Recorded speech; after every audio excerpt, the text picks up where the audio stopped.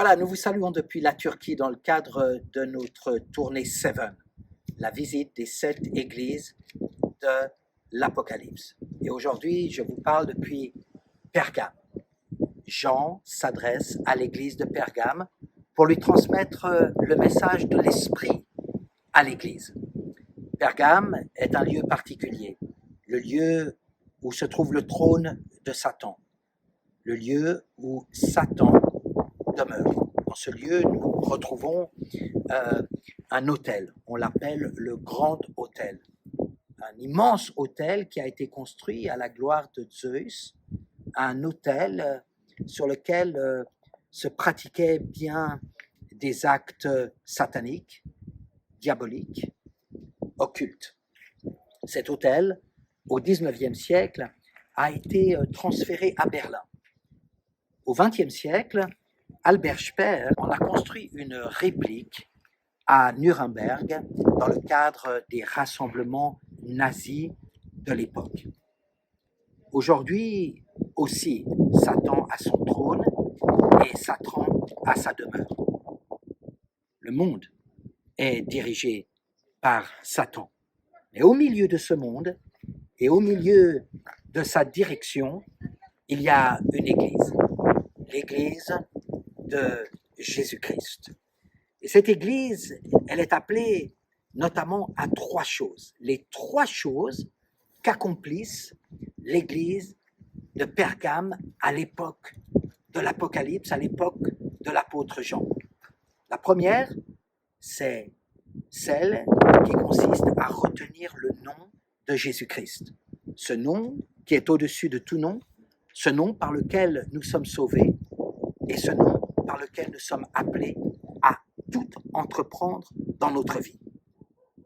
La deuxième chose, c'est celle de ne pas renier la foi de Dieu, de vivre selon la foi que Dieu nous donne dans notre vie.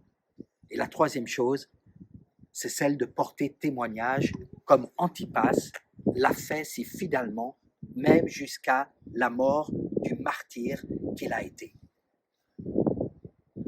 Là où Satan demeure, là où Satan a son trône, Dieu a son nom, Dieu a sa foi et Dieu a ses témoins. L'Église est appelée à retenir ce nom, cette foi et ce témoignage envers et contre tout. L'Église du XXIe siècle sera-t-elle à la hauteur?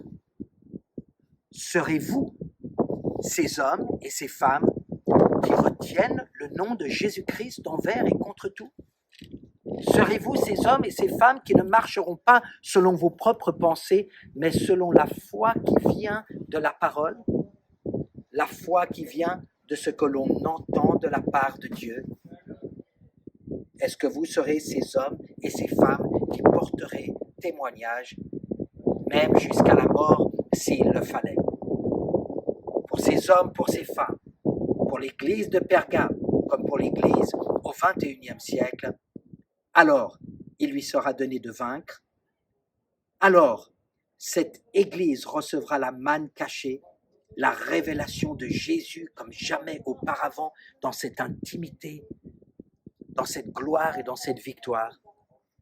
Et aussi, cette église recevra un caillou blanc, comme la parole nous le dit, une accréditation, une reconnaissance que cette église-là, la vraie, appartient à Jésus-Christ.